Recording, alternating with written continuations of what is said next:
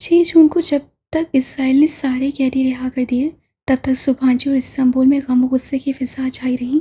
قیدیوں کی رہائی کے لیے مظاہرے، طیب اردگان کے سخت بیانات اور فلسطینی اسٹوڈنٹس کا تناؤ، اور بھی بہت کچھ ہوا جو ہماری کہانی کے دائرہ کار سے باہر ہے۔ بہرحال ماوی مرمرا اور فریڈم فلوٹیلا کی پریشانی ختم ہوئی تو سب ایگزامس کی طرف متوجہ ہو گئے۔ وہ امتحان بھی اسی لمبے اسکرٹ، فل سلیو بلاؤز اور اسکارف سے کیے گئے نقاب میں کرتی گئی، اور اب اسے اپنے چہرے کی عادت ہوتی جا رہی تھی۔ کندھے پہ بیگ لٹکائے اور سینے سے فائل لگا کر بازو لپیٹے، وہ سر اٹھا کر بہت اطمینان سے جب سبحانچی کی راہداری میں چلتی تو اسے ٹالی اور اس کی دوستوں کی آوازوں کی پرواہ نہ ہوتی۔ ٹالی ابھی بھی اسے استثنائی انداز میں ارب بچی کہتی، ارب باجی۔ یہ اردو والا باجی ہی تھا کہ ترکوں کا سی جیم کی آواز سے پڑھا جاتا تھا۔ البتہ ٹالی اور فلسطینی لڑکوں کے درمیان فریڈم فلوٹیلا کی کھینچی گئی لکیر ہنوز قائم تھی، کیونکہ ٹی جے اپنی دلی خواہش کی تکمیل دیکھنے کے لیے زندہ نہیں تھی۔ 9 جون کو امتحان ختم ہوئے تو الوداعی دعوتوں کا آغاز ہو گیا۔ 50 ممالک کے ایکسچینج اسٹوڈنٹس میں سے کچھ آخری مہینے میں دوسرے ممالک جا رہے تھے، جبکہ کچھ ترکی میں ہی رہ گئے تھے۔ وہ عائشہ کے پاس بیوق ادا جانا چاہتی تھی، مگر وہاں عبدالرحمن تھا، اور ابھی کافی تو اسے یاد ہوگی، وہ بدلہ بھی لے گا، مگر اسے پرواہ نہیں تھی۔ بس چند دن ہے، پھر وہ پاکستان چلی جائے گی، تو نہ وہاں عبدالرحمن ہوگا، نہ ہی آواز کسنے والی ٹالی۔ وہاں اس کے حجاب کی عزت ہوگی۔ پہلی دفعہ اسے تایا فرقان کی نظریات برے نہیں لگے تھے، وہ ٹھیک ہی ارم پر روک ٹوک کرتے تھے۔ ابا اور تایا کتنے خوش ہوں گے اس کے حجاب پہ، مگر نہیں، اسے ان کی خوشی سے فرق نہیں پڑنا چاہیے۔ وہ کسی کی ستائش کے لیے تو یہ سب نہیں کر رہی۔ ستائش کے لیے اگر کوئی حجاب لے تو جلد ہی چھوڑ دے، کیونکہ یہ وہ کام ہے جس میں ریا ہو ہی نہیں سکتی۔ عائشہ نے اس کی بات پہ ہنس کر کہا تھا۔ وہ اتنے دنوں بعد آج بیوق ادا آئی تھی، اور وہ تینوں ساحل کے کنارے ایک اوپن ایریا کیفے میں بیٹھی تھیں۔ اس سے قبل وہ ان دونوں بہنوں کے ساتھ حلیمہ آنٹی کی طرف بھی ہو آتی۔ آنٹی عثمان انکل اور سفیر کے ساتھ کہیں نکل رہی تھیں، بس دروازے پہ ہی کھڑے کھڑے سلام دعا ہو سکی۔ عثمان انکل ویسے ہی تھے، بھاری بھرگم اور ہوش مزاج۔ ڈی جے کا افسوس کرنے لگے تو عدن بولتے ہی چلے گئے، اور بہارے کل پورے پورے منہ بنا کر سنے گئی۔ ایک وہی تھی جو اپنے تاثرات نہیں چھپایا کرتی تھی۔ سفیر سے البتہ بہارے اور عائشہ دونوں بور نہیں ہوتی تھیں، وہ اکثر اس کا ذکر کرتی تھیں، اور اب حیا کی سفیر سے سرسری سی ملاقات بھی ہو گئی تھی۔ وہ 23-24 برس کا خوش مزاج سا لڑکا تھا، جیسا کہ یورپ میں مقیم پاکستانی لڑکے ہوتے ہیں۔ اس کی شادی اس کے والدین پاکستان میں زبردستی کرنے کا خواہاں تھے، اور یہ قصہ بہارے اتنی دفعہ دہرا چکی تھی کہ وہ حیا کے لیے اہمیت کھو چکا تھا۔ وہ دونوں باپ بیٹا ہوٹل گرینڈ میں کام کرتے تھے، اور اس 10 منٹ کی ملاقات میں بھی چند ایک بار سفیر کے لبوں سے عبدالرحمن بھائی ضرور نکلا تھا۔ وہی ستائش، فخر سے نام لینے کا انداز جو ان دونوں بہنوں کا بھی حادثہ تھا۔ پتہ نہیں ان سب کو عبدالرحمن میں کیا نظر آتا تھا۔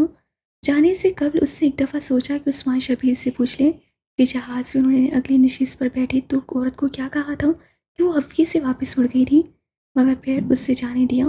بعض باتیں ادھوری ہی رہیں تو بہتر ہوتا ہے، اور ریا کاری کی ایک پہچان ہوتی ہے حیا۔ عائشہ کہہ رہی تھی، بعض دفعہ بندے کو خود بھی علم نہیں ہوتا کہ وہ دکھاوا کر رہا ہے، مگر ایسے کام کی پہچان یہ ہوتی ہے کہ اللہ اس پہ کبھی ثابت قدمی عطا نہیں کرتا۔ ساحل کے کنارے پر سیاحوں کا خاصا رش تھا۔ بیوق ادا استنبول والوں کا مری تھا۔ موسم گرما شروع ہوتے ہی سیاحوں کا رش لگ جاتا تھا۔ بھورے سرمائی پرو والے سمندری بگلے بھی ساحل کی پٹی کے ساتھ ساتھ اڑ رہے تھے۔ بہاری کے ہاتھ میں روٹی تھی، اور وہ اس کے ٹکڑے ٹکڑے کر کے بگلوں کی طرف اچال رہی تھی۔ ایک ٹکڑا بھی زمین پہ نہ گرتا، بگلے فضا میں ہی اسے اپنی چونچ میں دبا لیتے۔ ثابت قدمی واقعی مشکل ہوتی ہے عائشہ۔ میری ساتھی اسٹوڈنٹس اکثر مجھ پہ آوازیں کس کر پوچھتی ہیں کہ میں نے اس بڑے سے اسکارف کے اندر کیا چھپا رکھا ہے۔ تم آگے سے کہا کرو خودکش بم چھپا رکھا ہے۔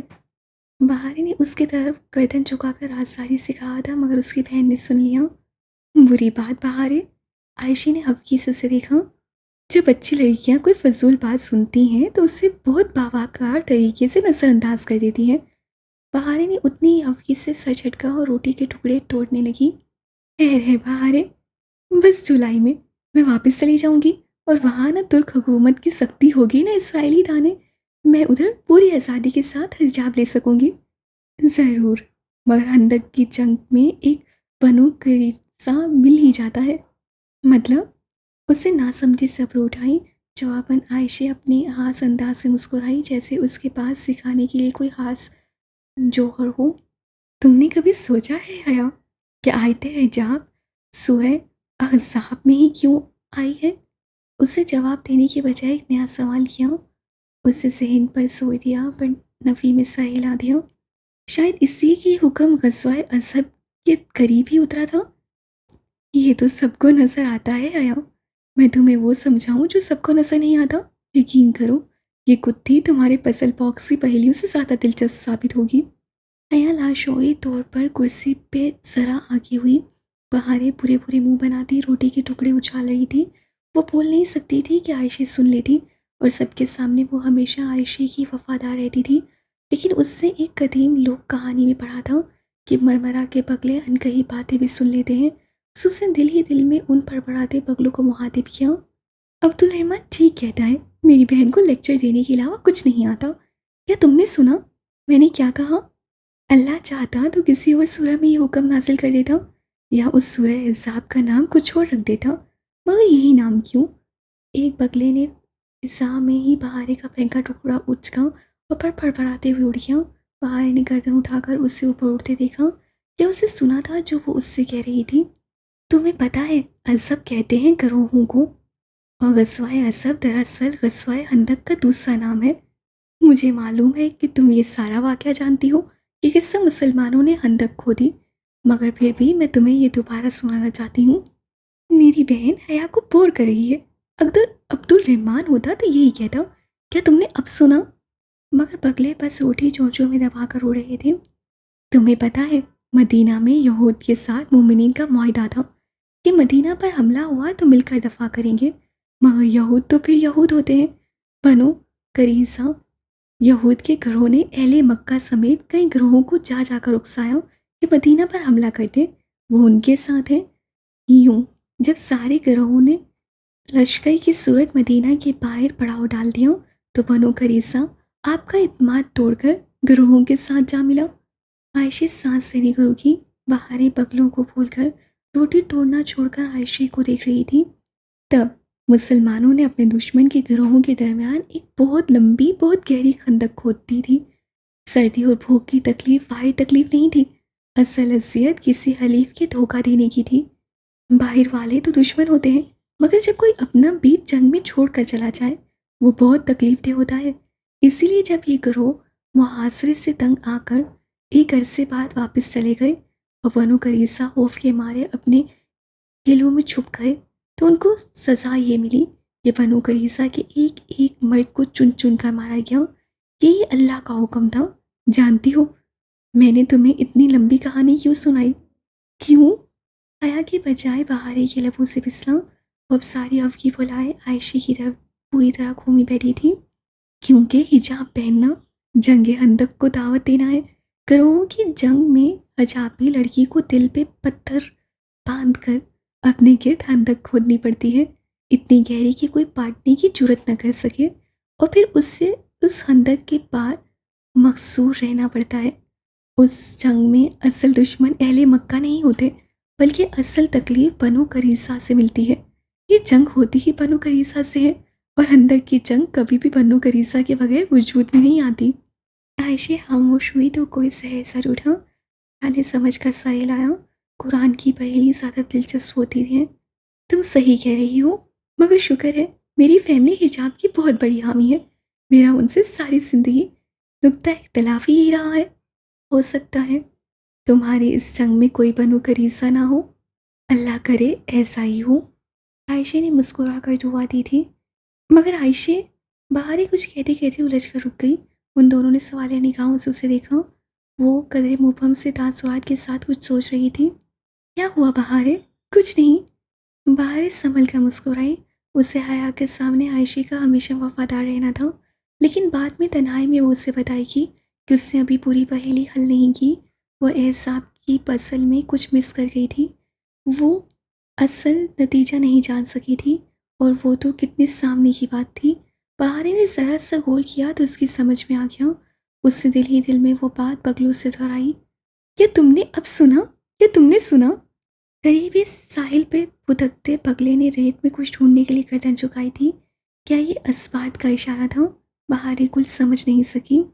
امتحانات کا موسم ختم ہوا تو الوداعی دعوتوں کا سلسلہ شروع ہو گیا۔ اسٹوڈنٹس سے اب آخری مہینے کی سیاحت کے لیے روانہ ہونا تھا، سو سبھانچی میں ایک دفعہ پھر سے وہی ماحول چھا گیا جو اسپرنگ بریک سے پہلے جایا تھا۔ روانگی کی تیاریاں، پیکنگ، آخری شاپنگز، نقشے، گائیڈ بکس، صرف وہی تھی جس سے ابھی کوئی حتمی فیصلہ نہیں کیا تھا۔ اس رات ان کے ڈوم میں پورٹ لک ڈنر تھا۔ سب ایکسچینج اسٹوڈنٹس اپنے ممالک کی ڈشز تیار کر کے لا رہے تھے۔ دیسی کھانوں میں بریانی کے علاوہ اسے صرف چکن کڑھائی بنانی آتی تھی، سو انجم باجی کے اپارٹمنٹ پہ ان کے ساتھ مل کر اسے وہی بنائی۔ نمک مرچ البتہ ذرا تیز ہو گیا تھا۔ چلو خیر ہے، کم بنی ہے تو کم ہی کھائیں گے سب، انجم باجی نے اسے تسلی دی۔ ابھی وہ دونوں ان کے کمرے میں بڑے آئینے کے سامنے کھڑی تیار ہو رہی تھی۔ حیا اپنا سیاہ اسکارف تھوڑی تلے پن اپ کر رہی تھی، جبکہ انجم باجی آئی شیڈو لگا رہی تھیں۔ انہوں نے سلک کا نارمل سا جوڑا پہن رکھا تھا۔ جوڑا اچھا تھا، مگر قمیص کافی چھوٹی اور شلوار کھلی تھی۔ یا تو انجم باجی ذرا آؤٹ ڈیٹڈ تھی، یا انڈیا میں ابھی تک پٹیالہ شلوار اور چھوٹی قمیص کا فیشن چل رہا تھا۔ کس ساتھ سے تو وہ عرصہ ہوا غائب ہو چکا تھا۔ اس نے سوچا مگر کہا نہیں۔ تم آج تو نقاب مت کرو، آج تو پارٹی ہے۔ اسے نقاب اڑتے دیکھ کر انجم باجی ذرا بے چینی سے بولی تھی۔ وہ ذرا چونکی پھر دھیرے سے مسکرائی۔ پارٹی تو ہے انجم باجی، مگر لوگ تو وہی ہیں جن سے سارا دن نقاب کرتی ہوں، اب اتارا تو کتنا برا لگے گا۔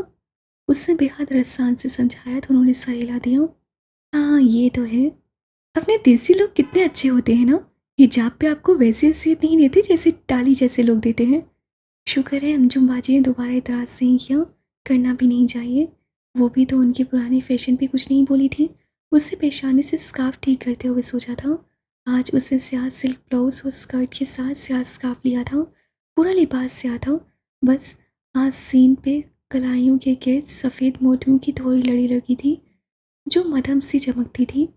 ڈوم بلاک کے کامن روم میں روشنیوں کا سا سما تھا، کرسیوں کے پھول ویسے ہی بنے تھے جیسے حسین کی سالگرہ کے دن بنائے گئے تھے۔ آہ، اس کا جنجر بریڈ ہاؤس اور ڈی جے۔ یورپن لڑکیاں بہت دل سے تیار ہوئی تھیں، شولڈر لیس ملبوسات جو گھٹنوں سے اوپر آتے تھے۔ ایسے میں وہ سب سے الگ تھلگ ایک کونے میں خاموش سی بیٹھی تھی۔ فلسطینی لڑکے اور خالے اپنے اپنے کاموں میں مصروف تھے، سو نہیں آ سکے تھے۔ وہ خود کو بہت تنہا محسوس کر رہی تھی، دل میں عجیب سی ویرانی چھائی تھی، جیسے وہ کسی غلط جگہ پہ آ گئی ہو۔ اگر وہ پہلی والی حیا ہوتی تو ایسے تیار ہوتی کہ کوئی اسے نظر انداز نہ کر پاتا۔ وہ موقع کی مناسبت سے ساڑی، اونچا چوڑا اور ہائی ہیلز پہنتی، اور اسے سر جھٹکا۔ زمانہ جہالت کی کشش ثقیل آخر مرتی کیوں نہیں ہے، وہ کیوں بار بار کھینچتی رہتی ہے؟ حالانکہ وہ قطعاً واپس اس زور میں نہیں لوٹنا چاہتی تھی، وہ تو اس پہاڑی پہ قدم بہ قدم اوپر چڑھنا چاہتی تھی۔ پھر اب وہ نیچے کیوں دیکھ رہی تھی؟ نیچے تو کھائی تھی، کھانا شروع ہو چکا تھا۔ اسٹوڈنٹ ہنستے مسکراتے باتیں کرتے پلیٹیں لیے ادھر ادھر گھوم رہے تھے۔ ٹالی اپنی ڈش اٹھائے لے آئی تھی، پتہ نہیں گوشت اور گاجر کا کیا ملغوبہ تھا جس کا وہ ایک بہت مشکل سا پانی نام لے رہی تھی۔ اس سے بہت خوشدلی سے حیا کے آگے ڈش کی تو حیا نے شکریہ کہتے ذرا سا پلیٹ میں ڈالا۔ ٹالی مسکرا کر آگے بڑھ گئی۔ حیا نے تمام سوچوں کو ذہن سے جھٹکتے کانٹے میں گوشت کا ٹکڑا پھنسایا، پھر ایک دم ٹھہر گئی۔ وہ تو نقاب میں بیٹھی تھی، نقاب کے ساتھ وہ کیسے کھا سکتی تھی؟ اسے کیوں بھول گیا کہ وہ نقاب کے ساتھ نہیں کھا سکتی؟ اس سے بے بسی سے ارد گرد دیکھا، کوئی اس کی طرف متوجہ نہیں تھا، مگر وہاں بہت سے لڑکے تھے، وہ نقاب نہیں اتار سکتی تھی، کم از کم ٹالی کے اس ملغوبے کے لیے تو نہیں۔ اس سے بے دلی سے کانٹا پلیٹ میں گرا دیا، دل کی ویرانی بڑھ گئی تھی۔ اتنے سارے ایک جیسے لوگوں میں ایک ہی مختلف سی لڑکی پتہ نہیں کہاں سے آ گئی تھی۔ وہ ان سب میں بالکل مس فٹ تھی، اجنبی، ایلین، کسی اور دنیا سے تعلق رکھنے والی۔ یہ اس کی دنیا نہیں تھی۔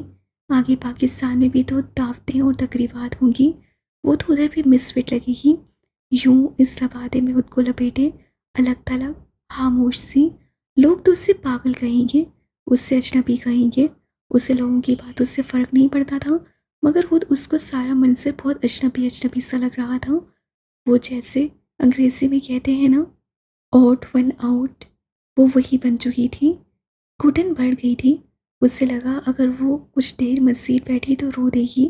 اسے یہاں سے کہیں بہت دور چلے جانا چاہیے، کسی جنگل میں جہاں وہ اجنبی نہ ہو۔ وہ تیزی سے اٹھی اور دروازے کی طرف بڑھی۔ راستے میں ڈالی دو لڑکیوں کے ساتھ کھڑی ہنس کر باتیں کر رہی تھی۔ اسے آتے دیکھ کر وہ شرارت سے مسکرائی۔ حیا، تم نے اپنے اسکارف میں کیا چھپا رکھا ہے؟ ڈور ناک گھماتے ہوئے حیا نے پلٹ کر دیکھا اور سنجیدگی سے بولی، خود کش فم، کیا دکھاؤں؟ اسے سوالیہ آبرو اٹھائی۔ ٹالی کی مسکراہٹ غائب ہو گئی۔ وہ اس کے سنبھلنے کا انتظار کیے بغیر باہر نکل آئی۔ اپنے ڈور میں آ کر اسے زور سے دروازہ بند کیا اور پھر دروازے سے کمر ٹکائے آنکھیں بند کیے تیز تیز سانسیں لینے لگی۔ چند ثانیے بعد اس سے آنکھیں کھولی۔ کمرہ خالی تھا۔ چاروں ڈبل سٹوری بنکس نفاست سے بنے پڑے تھے۔ وہ اسی طرح دروازے سے لگی زمین پر بیٹھتی گئی، اسکارف کی پن نوچ کر اتاری اور اسے اپنی میز کی طرف اچھالا۔ وہ کرسی پہ جا گرا، ایک پلو لٹکتا ہوا زمین کو چھونے لگا۔ وہ اسے اٹھانے کے لیے نہیں اٹھی، بس نم آنکھوں سے اسے دیکھی گئی۔ وہ تو کبھی محفلوں کی جان ہوتی تھی، اتنی سیر انگیز کہ اسے کوئی نظر انداز نہیں کر سکتا تھا۔ پھر اب وہ کیسے ایک دم سے اجنبی بن گئی تھی؟ بیپ کی آواز کے ساتھ پاکٹ میں رکھا فون بجا۔ اس سے فون نکال کر ڈبڈبائی آنکھوں سے دیکھا۔ میجر احمد کا میسج آیا تھا۔ کیسی ہیں آپ؟ بس 3 الفاظ، شاید اس کے دل نے اسے بتا دیا تھا۔ وہ بہت ٹوٹی ہوئی بکھری ہوئی سی ہے اس وقت۔ یہ کوئی جی پی ایس ٹریکنگ نہیں تھی، وہ وجدان کا تعلق تھا، خیال کا رشتہ۔ وہ جواباً ٹائپ کرنے لگی، مجھے جنت کے ان پتوں نے دنیا والوں کے لیے اجنبی بنا دیا ہے میجر احمد۔ پیغام چلا گیا۔ آنسو اسی طرح اس کے چہرے پر لڑکتے رہے۔ اسے پرانی زندگی یاد نہیں آ رہی تھی، اسے نئی زندگی مشکل لگ رہی تھی۔ عذاب کی جنگ کی یہ خندق تو بہت گہری، بہت تاریک تھی، اس میں تو دم گھٹتا تھا۔ وہ کیسے اس پہ قائم رہ پائے گی؟ احمد کا جواب آیا تو اسکرین جگمگا اٹھی۔ اس سے پیغام کھولا۔ اللہ کے رسول صلی اللہ علیہ وآلہ وسلم نے فرمایا تھا، اسلام شروع میں اجنبی تھا، ان قریب یہ پھر اجنبی ہو جائے گا، اور سلام ہو ان اجنبیوں پہ۔ اسکرین پہ ٹپ ٹپ اس کے آنسو گرنے لگے۔ او اللہ! اس سے بے اختیار دونوں ہاتھوں میں سر گرا لیا۔ وہ کیوں نہیں سمجھ سکی کہ یہی اجنبی پن تو اسلام تھا؟ ایسی ہی تو ہوتی ہے اچھی لڑکیاں، عام لڑکیوں سے الگ، منفرد، مختلف۔ وہ دنیا میں گم بے فکری سے کہکے لگاتی، کپڑوں، جوتوں اور ڈراموں میں مگن لڑکیوں جیسی تو نہیں ہوتی۔ اجنبیت ہی ان کی شناخت ہوتی ہے۔ وہ ساحل کی کیچڑ پہ چمکنے والا الگ سا موتی ہوتی ہے، اجنبی موتی۔ وہ دھیرے سے مسکرائی اور ہتھیلی کی پوچھ سے آنسو رگڑے۔ وہ ایک مضبوط لڑکی ہے، اس سے اتنی جلدی ہار نہیں ماننی۔ وہ اسی اجنبی طریقے سے اس دنیا میں سر اٹھا کر سب کے درمیان جیے گی، اور وہ دنیا والوں کو یہ کر کے دکھائے گی۔ آئندہ وہ کوئی پارٹی چھوڑ کر نہیں آئے گی، وہ پورے اعتماد سے ان میں بیٹھے گی۔ وہ اٹھی اور اپنا اسکارف اٹھایا، پھر فون پہ عائشہ کا نمبر ملانے لگی۔ اجنبی لڑکیوں کو اپنے جیسے ایلین سے زیادہ ان ٹچ رہنا چاہیے، تاکہ جب خندق کھودتے کوئی اپنے دل پہ رکھا ایک پتھر دکھائے تو آپ اس سے اپنے 2 پتھر دکھا سکیں۔ السلام علیکم حیا، تو اسی جانب باہر ہی جائے گی۔ میں ابھی تمہارے بارے میں ہی سوچ رہی تھی۔ اچھا، تم کیا سوچ رہی تھی؟ وہ آئینے کے سامنے کھڑی بالوں کا جوڑا کھولنے لگی۔ نرم ریشمی بال کھل کر کمر پہ گرتے چلے گئے۔ وہ اب بھی اتنی ہی خوبصورت تھی جتنی پہلے تھی۔ میں سوچ رہی تھی کہ میں نے تم سے پوچھا ہی نہیں کہ تمہارا باکس کھلا یا نہیں۔ ارے ہاں، وہ کھل گیا، مگر اس میں صرف ایک چابی تھی۔ کھل گیا؟ تم نے پہلی پوچھ لی؟ بہار ایک دم سے بہت پرجوش ہو گئی۔ ہاں، میں نے پوچھ لی۔ تو اس باکس کی کیا تھی؟ کون سا لفظ تھا؟ بہاری کو بہت بے چینی تھی۔ اس سے بھی حیا کے باکس پہ زور آزمائی کی تھی، مگر سب اس کے اوپر سے گزر گیا تھا۔ اس کی ٹاکسم ہے، اس سے مسکراتے ہوئے بتایا۔ بہارے اور عائشہ باکس کے کوڈ کو عموماً کی کہا کرتی تھیں، مقفل باکس کی چابی۔ بالوں میں برش چلاتی وہ ایک دم بالکل ٹھہر گئی۔ اس کے ذہن میں روشنی کا کوندا سا لپکا تھا۔ کی؟ اس سے بے یقینی سے دہرایا۔ بہارے، میں تمہیں بعد میں کال کرتی ہوں، ابھی کچھ کام آن پڑا ہے۔ اس سے جلدی سے فون بند کیا اور اپنے دراز سے پزل باکس نکالا۔ بہت تیزی سے اسے سلائڈس اوپر نیچے کی۔ ٹاکسم کا لفظ سامنے آیا تو متفقل باکس کھل پڑا۔ مقفل باکس کی کنجی ٹاکسم تھی۔ اندر رکھے کاغذ پہ لکھی تحریر واضح تھی، چابی کے نیچے 2 فل سٹاپس۔ چابی، او خدایا، اسے پہلے کیوں سمجھ نہیں آیا؟ پنکی نے کہا تھا توڑ کر کھولنے پہ یہ کسی کام کا نہیں رہے گا۔ اس سے وہ تحریر توڑ کر کھولنے والے کے لیے لکھی تھی تاکہ وہ سمجھے کہ چابی سے مراد وہ لوہے کی چابی ہے، جبکہ پہلی پوچھ کر کھولنے والے کو علم ہوگا کہ چابی سے مراد ٹاکسم ہے۔ ٹاکسم کے نیچے 2 فل سٹاپس لگانے سے کیا بنتا ہے وہ سوچنا چاہتی تھی، مگر لڑکیاں واپس آ گئیں تو اس کی یکسوئی متاثر ہونے لگی۔